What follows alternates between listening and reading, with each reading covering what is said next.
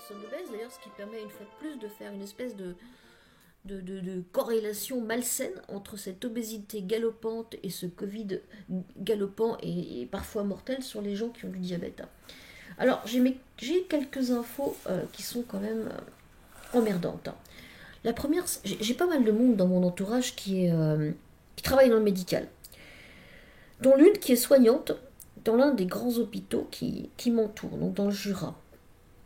Et elle a constaté elle-même que des personnes qui sont mortes et qui ne sont pas mortes du Covid, qui n'ont même pas été testées, ont été baptisées morts Covid. Ça, c'est un premier constat. Un deuxième constat, une autre personne de mon entourage, médecin, qui bien sûr va rester anonyme parce qu'il n'a qu'une peur, c'est de se faire taper sur les doigts par l'horrible Conseil de l'Ordre qui est en train d'essayer de massacrer le professeur Raoult. Et qu'est-ce qu'il dit ce médecin? Il dit que des cas Covid, effectivement, il en a presque tous les jours, actuellement. On est en pleine deuxième vague. Et qu'il les soigne très bien. Lui, comme tant d'autres, il les soigne très bien, avec 2 antibiotiques, l'un ou l'autre. Parfois, il associe l'un et l'autre. Alors, je ne suis pas médecin, donc ne me demandez pas de détails, mais il utilise soit le Zitromax, c'est-à-dire l'azithromycine, soit l'Orelox. Et ça marche très bien. Et les gens guérissent tout à fait normalement. Dans aucun cas, il a été obligé d'utiliser, d'ailleurs il ne peut pas, la fameuse hydroxychloroquine. Alors peut-être, allez-vous me dire, il n'a pas eu de cas grave. Alors ce qui pose également question, parce que là il m'en a parlé en direct, c'est que, voilà, il est médecin, il a beau travailler avec le masque, il reçoit dans son cabinet, il y a une salle d'attente, les gens rentrent, ils sont bien entendu les uns à côté des autres. Ensuite, ils touchent le matériel, le mobilier médical avec leurs mains. Il est absolument impossible de désinfecter tout un cabinet à chaque fois, c'est-à-dire poignées de porte, sièges, etc. Le médecin lui-même, il n'en parle pas, il est forcément archi contaminé, il passe sa journée à explorer, entre guillemets, les gorges, les nez, tout ce qu'on veut, et là, personne ne dit rien. Là, personne ne dit rien. Donc voilà, ça, la première chose, si vous voulez, c'est que ce dossier Covid, il est quand même empreint d'une particularité, c'est pourquoi lui, pourquoi pas les autres? Pourquoi confine-t-on pour le Covid? Pourquoi ne confine-t-on pas pour d'autres choses qui sont aussi graves, aussi épidémiques, aussi mortelles, aussi contagieuses, voire plus, et pour lesquelles on ne fait rien, ou presque rien, si bien sûr on fait des choses. Alors il y a d'autres choses maintenant, il y a d'autres dossiers. Alors, ce que je vous conseille, vous avez dû vous apercevoir que des fils, pendant que je parle, des diapositives avec un commentaire. Je vous conseillerais presque une double lecture de cette vidéo. Une première pour écouter ce que je vous raconte et une deuxième pour les diapositives ou vice-versa. Pourquoi? Parce qu'il y a des photos qui se passent de commentaires et qu'il m'est très difficile de synchroniser entre guillemets un diaporama et puis les informations. J'ai pas le temps de faire 4 heures de préparation de vidéo. Alors il y a d'autres choses qui sont très curieuses. On a par exemple la fameuse encéphalite spongiforme bovine ou maladie de la vache folle. Elle a fait à un moment donné des ravages. On vous a ordonné d'arrêter de manger de la vache. On a battu des tonnes de vaches. Les abats de vaches sont devenus faire boutonne, etc., etc. Et puis ça, on n'en parle plus. Et pourtant, elle est toujours là, l'encéphalite spongiforme bovine. Elle fait toujours, depuis quelques années, il y a eu quelques centaines de cas d'animaux en France qui ont été repérés, abattus. Alors certes, ils n'ont pas été mis sur le marché de la consommation, mais pour ces 98% de cas qu'on arrive à repérer par des tests à l'abattoir, combien arrive à passer entre les mailles du filet? Ça, c'est une première chose. Vous avez maintenant la grippe aviaire, qui est en train de faire un malheur. En tout cas, déjà, je crois, plus de 100 000 animaux abattus en Hollande. Ça va pas tarder à arriver en France, c'est pas la première année. On massacre des élevages tous les ans au titre d'une grippe aviaire que de toute façon on ne sait pas, entre guillemets, éviter, vu qu'elle est transportée par les oiseaux migrateurs. Alors cette grippe aviaire, bien sûr, elle est contagieuse, pas très contagieuse, elle est un peu contagieuse, mais alors au titre de la grippe aviaire, comme au titre de l'encéphalite spongiforme bovine, on est en train d'interdire, d'une façon ou d'une autre, à tous les petits agriculteurs d'élever. Pourquoi? Parce qu'ils ne sont pas en mesure de respecter un protocole sanitaire qui est devenu extrêmement contraignant. Donc par exemple, la vache est quasiment exclue du marché du tout petit agriculteur, c'est-à-dire la personne comme vous et moi, qui dans le temps avait sa vache, qui faisait son veau une fois par an, qui l'emmenait à la saillie, qui lui produisait son lait, etc. Ça n'est quasiment plus possible. Alors oui, on peut prendre des autorisations, c'est très compliqué. Cette même maladie de la crise sanitaire va donc toucher très certainement les volailles. Elle a déjà touché plus ou moins ce qu'on appelle les ovidés, c'est-à-dire les moutons et les chèvres, parce qu'eux aussi sont atteints de ce qu'on appelle la tremblante du mouton, qui est le même prion entre guillemets que la maladie de la vache folle. Et puis, elle a très fortement atteint le marché du porc à cause de la peste porcine. C'est grave cette peste porcine, parce que à cause d'elle, on a fait des choses très curieuses, on va en reparler. Alors cette peste porcine qui est partie de la Russie vers la Chine, et puis également vers l'ouest, et s'est arrêtée aux portes de Berlin, mais a réussi à faire une incursion dans le Luxembourg. Alors la peste porcine, elle est non transmissible à l'homme, par contre elle est contagieuse entre porcs d'un même élevage, et la mortalité peut être de l'ordre de 90%, donc bien évidemment il faut résoudre le problème. Et on ne sait pas résoudre le problème. Donc oui, il faut lutter. Mais là aussi, les conséquences sont les mêmes. Impossible pour un micro-agriculteur résilient qui veut s'en sortir de faire du porc. Vous avez donc toute une catégorie de gens qui vont disparaître. Ce sont tous ces micro-agriculteurs qui savaient s'en sortir, qui étaient résilients et qui bientôt n'auront plus le droit de faire de la vache, de mouton, de la chèvre, de la poule, du canard et du cochon, autrement qu'en passant par un circuit légal, c'est-à-dire déclaré comme agriculteur, payant des charges sociales qui sont très onéreuses, et ce qui rend bien sûr leur possibilité de résilience totalement caduque. Sachant que ce même problème, pour des raisons également invoquées d'ordre sanitaire, atteint les semences. Il va être probablement bientôt interdit de créer, ou enfin de fabriquer des semences autrement qu'en passant par le marché de l'agro-industrie. Pour l'instant, vous avez un certain nombre d'associations, donc au Copélie, qui sont en procédure permanente pour essayer de faire conserver ce droit à la production de nos semences. Mais globalement, on va finir par perdre le coup. Il faut appeler un chat un chat. C'est quand même très grave, si vous voulez ça. Maintenant, vous associez le Covid, vous le mettez en parallèle avec toutes ces maladies dont on ne parle pas, qui font des ravages. Et puis enfin, vous rajoutez la crise économique, qui va suivre et qui va être monstrueuse, qui va être particulièrement destructrice. On a déjà un chômage qui explose, les bourses qui font du yo-yo, le CAC 40 qui n'a plus aucun sens, et on va finir à un moment donné par ne plus avoir grand-chose, c'est-à-dire probablement plus de travail. Alors il restera la richesse primordiale, la richesse de la terre. La richesse de la terre qui est liée au maraîchage, à l'élevage. Une personne même modeste qui a une toute petite maison, avec un petit jardin, peut nourrir très facilement sa famille avec quelques dizaines de mètres carrés de maraîchage, un ou deux arbres fruitiers et quelques poules, lapins, etc., etc. Sauf que très bientôt, ce sera complètement interdit pour toutes ces raisons. Alors, on va aborder un autre problème qui est le problème des forêts. Comment s'est passée la crise du Covid? Vous vous rappelez sans doute de l'interdiction d'aller en forêt. Alors cette interdiction a été levée, alors on vous autorise aujourd'hui à aller en forêt, mais il faut que ce soit à un maximum 1 kilomètre de chez vous. Qui habite en orée de forêt? Personne. Conclusion, plus personne ne met les pieds en forêt. Des bûcherons à côté de chez moi se sont pris, ils étaient je crois 4, ils se sont pris 600 € d'amende. Allez, yaou! Ça fait cher le ster de bois. Là aussi, tout un pan de l'économie qui va d'autant plus s'effondrer que nos forêts sont en train elles-mêmes de s'effondrer. C'est-à-dire les désordres climatiques, les pluies acides, la sécheresse font que les arbres sont en train de mourir. Les sapins meurent, les autres souffrent tellement qu'ils vont finir par mourir, et on va se retrouver avec une surabondance de bois immédiatement et une absence de bois disponible dans 10 ou dans 20 ans. Donc une autre grave crise à venir, en plus bien sûr de tous les dégâts locaux sur la faune et la flore autres que arbres, entre guillemets. Alors que cette forêt, la grippe aviaire fait aussi qu'on interdit la forêt. Pourquoi? Parce qu'on pourrait transporter sous nos bottes, entre guillemets, des déjections d'oiseaux sauvages, des choses comme ça. La peste porcine aussi. À cause de la peste porcine aussi, il ne faut plus aller en forêt. Vous avez comme ça d'innombrables interdictions, et qui toutes sont des interdictions d'aller en forêt. Alors comment s'est traité le problème de la peste porcine au sud de la Belgique? Là, c'est un morceau d'anthologie. Ils ont bouclé 142 km². Alors certes, pour circonscrire une maladie extrêmement grave qui aboutit à la destruction de 90% des animaux d'un même élevage. Mais enfin, ils ont quand même bouclé 142 km². Là, les chasseurs ont travaillé, et puis les drones militaires, la gendarmerie sont intervenus, et ils ont continué à travailler avec donc des drones militaires et de la détection thermique.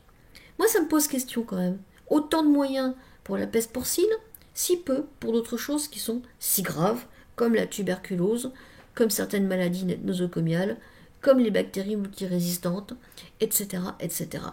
Est-ce que vous vous rendez compte qu'ils ont bouclé un territoire de 142 km² et abattu, pour ainsi dire, tout ce qui bougeait et qui portait le nom de sanglier pour essayer de circonscrire une maladie qui, de toute façon, est partout et va finir par réatterrir. Mais enfin, là, peu importe, c'est un autre débat. Donc, moi, je veux bien qu'on élimine, entre guillemets, les sangliers malades, ça ne me pose pas de question. Ce qui me pose question, c'est l'étendue des moyens qu'on met en œuvre pour ça. Et en parallèle, si vous voulez, vous avez en France une affaire qui est particulièrement sinistre, qui est celle de la mutilation des chevaux et des vaches, accessoirement. 300 bêtes mutilées à ce jour officiellement, et là, aucune enquête, pardonnez-moi. Alors oui, on vous parle d'enquête, mais alors quoi? On a des vidéos, les propriétaires de chevaux montent la garde, ils ont réussi à prendre des photos, à faire fuir des gens, et malgré toutes ces traces, malgré de potentielles empreintes, malgré des caméras qui filment à longueur de temps et partout, parce que tout le monde s'est équipé, rien, il ne se passe rien. Alors, quid des moyens? Que se passe-t-il? Pourquoi d'un côté, si vous voulez, pour le Covid, on met des moyens monstrueux qui aboutissent à une crise économique atroce, avec sans doute un taux de suicide record, et puis pour d'autres maladies aussi graves, rien? Pourquoi pour les sangliers, on sort l'artillerie lourde, les drones militaires à détection thermique, et pour d'autres choses comme les mutilations animales, rien ou presque? Pourquoi ces écarts?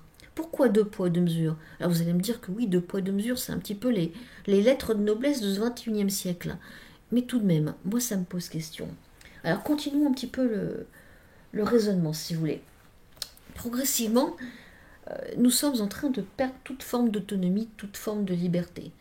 Et en plus, si vous voulez, le tout dans une culture qui est vraiment en fin de règne, avec un climat complètement détérioré. Là, on est aujourd'hui le 14 novembre 2020. Je suis sortie chez moi, certes plein sud, à 14 heures. Il faisait plus de 20 degrés. C'est extraordinaire. C'est extraordinaire, sauf pour la végétation locale qui n'est pas du tout accoutumée à ce type de climat et qui rentre là en période non végétative et qui va énormément en souffrir. Sauf pour toutes les larves qui ne devraient pas se développer et qui vont se développer, etc. etc. C'est-à-dire de plus en plus de moustiques, de plus en plus de tiques qui transmettent de plus en plus de maladies de Lyme, etc. Donc moins de liberté, plus de problèmes. Rajoutons-y un masque, si vous voulez, que je ne comprends pas bien, mais mettons que des experts se soient penchés dessus et trouvent ça très bien. Pourquoi pas? Mais il y a cette espèce d'interdiction de forêt qui me pose vraiment question. Pourquoi? Pourquoi la thermodétection? Pourquoi la surveillance des forêts? On va quand même pas contaminer les chevreuils, ni les lapins. Où est le problème? Qu'est-ce qu'ils craignent? Qu'est-ce qui se passe en forêt? Rien d'ailleurs. Moi, la forêt, j'y vais constamment, c'est mon terrain de jeu, j'y vais à cheval et il ne se passe rien. La forêt est superbe, magnifique, certes, il y a des arbres qui meurent, mais elle reste de toute beauté. Et aujourd'hui, on nous en interdit progressivement l'accès, comme on est d'ailleurs en train de nous interdire de faire quoi que ce soit d'autre que de bosser, ce qui là aussi me pose question. Alors bosser, parlons-en, il y a de moins en moins de travail et il finira par y en avoir de moins en moins. Il y a en même temps et en parallèle une augmentation sinistre de la psychiatrie française.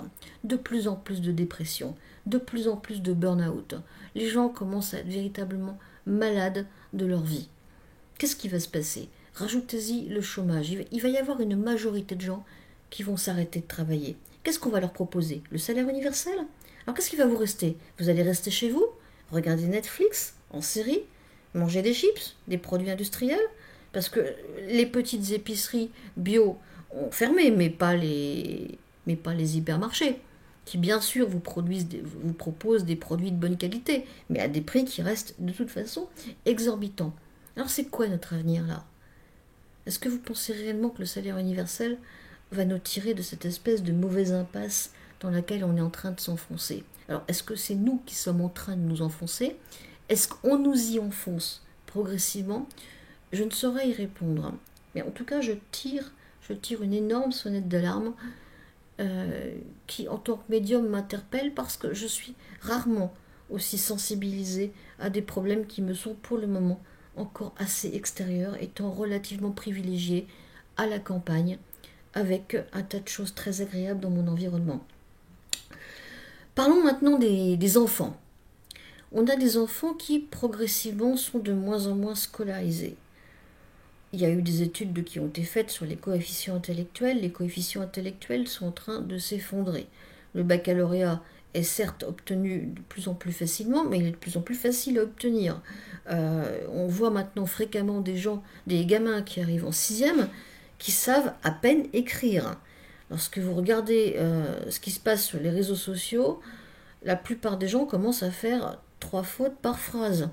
Il y a une espèce de dégringolade de la culture, de dégringolade, pas de l'enseignement, parce que les enseignants n'y sont pour rien, mais les enfants sont de moins en moins enseignés. Là, l'histoire du Covid va aggraver encore ce processus. Beaucoup d'enfants ont décroché pendant le premier confinement. On va sans doute pas tarder à fermer partiellement les lycées. Dans le meilleur des cas, les enfants vont y aller 1 semaine sur 2. Pour l'enseignement supérieur, il est complètement, entre guillemets, télétravaillé. Est-ce que vous vous rendez compte de ce qui va se passer? On a des enfants qui sont soustraits à la communauté sociale, qui vont donc, entre guillemets, partiellement apprendre à vivre non socialement. Des enfants qui sont placés plusieurs heures par jour devant un écran. Boris Cyrulnik lui-même vous dirait que les conséquences de l'abus d'écran chez un enfant finissent par provoquer des dégâts qui sont visibles sur l'électrocéphalogramme ou sur le scanner, je ne sais plus, enfin bref. Il vous le dirait, d'ailleurs vous pouvez aller écouter les conférences de Boris Cyrulnik, il le répète pratiquement à chacune de ses conférences. La télévision et l'abus d'écran sont monstrueux. Et là, on arrive à l'écran universel. Vous avez le télétravail avec de l'écran et une absence de vie sociale. Vous avez l'enseignement supérieur avec des écrans et l'absence de vie sociale. Vous avez des enfants partiellement retirés de leur scolarité avec des écrans et une absence de vie sociale. Est-ce que vous voyez le sinistre tableau que nous sommes en train de construire? Tout un monde qui est en train de désapprendre la vie en société et d'apprendre à vivre tout seul chez soi, confiné, avec le 20h pour Bible évangélique de ce qui doit se dire et de ce qui doit se penser.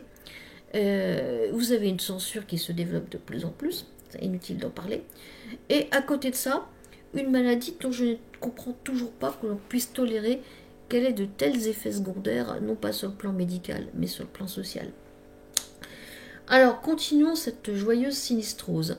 Les enfants aujourd'hui picolent du coca, un tas de sodas divers et variés, un tas de sucreries, difficile de les en empêcher. Déjà quand j'étais gosse, évidemment, on avait tendance à rechercher les sucreries, c'est bien normal.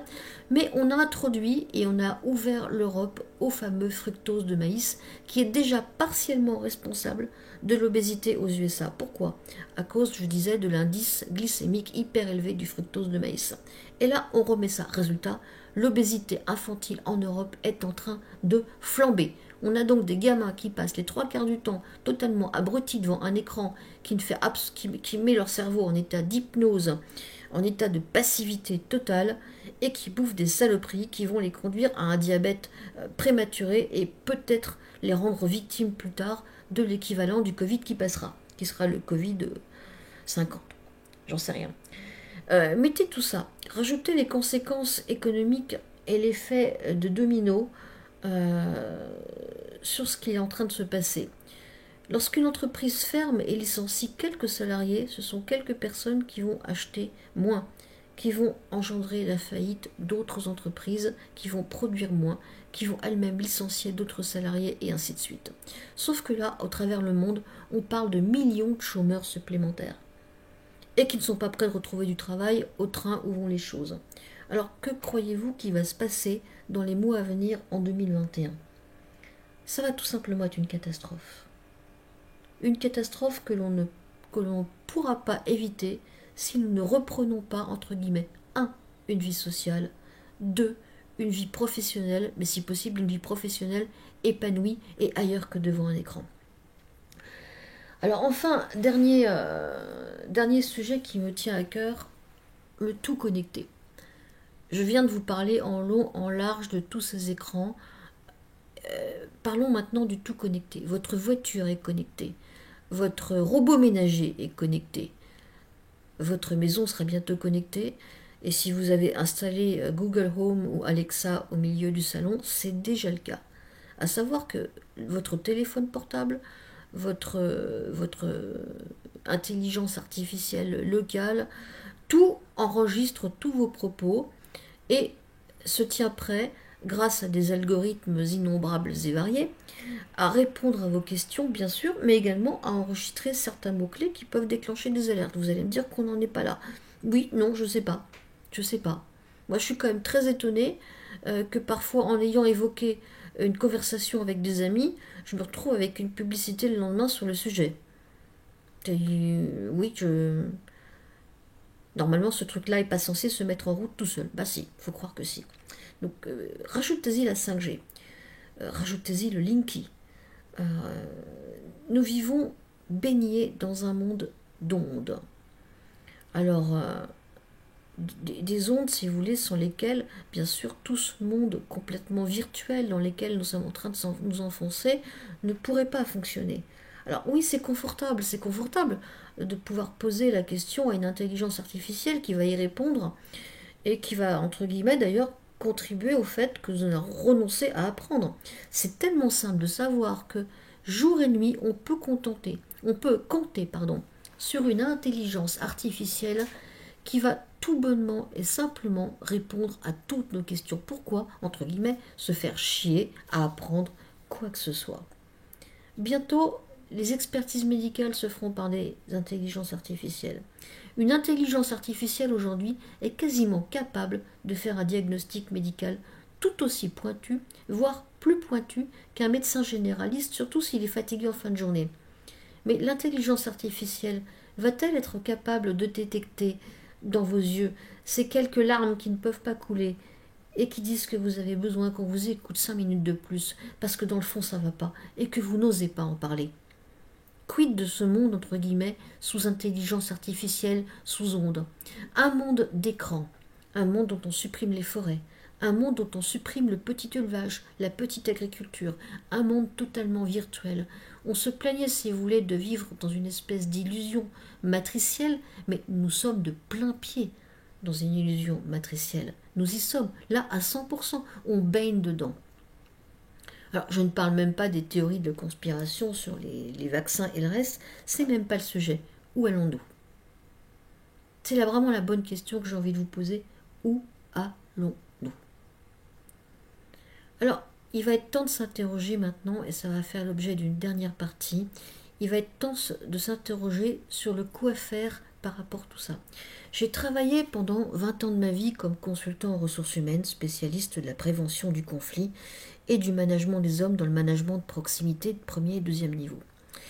Donc, je sais à peu près de quoi je parle. Mon travail, c'était d'analyser une situation, ce que je viens de faire avec vous, de façon sommaire, mais qui reste encore, entre guillemets, entendable. Le tout maintenant, c'est de savoir quoi en faire. On sait qu'il se passe un certain nombre de choses, et des choses qui sont effroyables.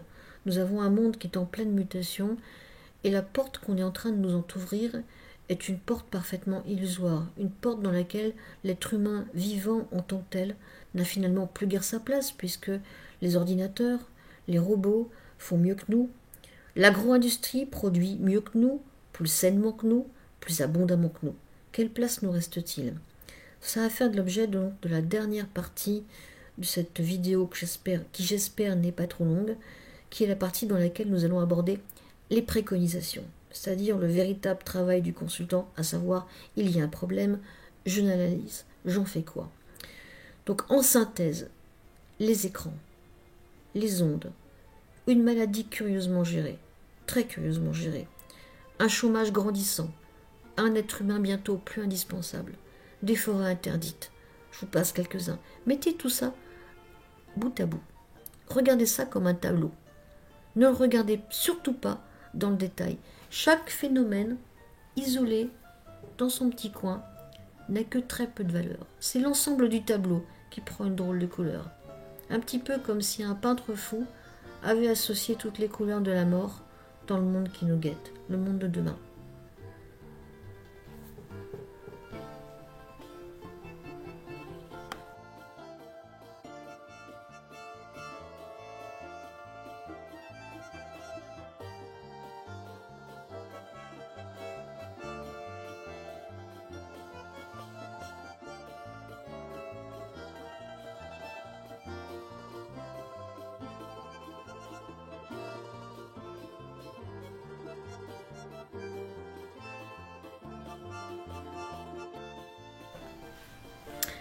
Alors, nos fameuses préconisations.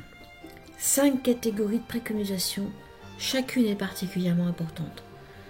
C'est plutôt maintenant votre responsabilité de savoir ce que vous voulez faire de votre vie. Ou bien, vous voulez continuer dans ce monde et vous allez finir aux mains sans doute d'une intelligence artificielle, et pas que. Et je ne sais même pas si vous allez pouvoir bien longtemps rester en vie dans ce monde de fous. Passer toute votre vie devant un écran, que ce soit pour vos loisirs, pour votre travail, pour votre droit à avoir des soins, etc., etc.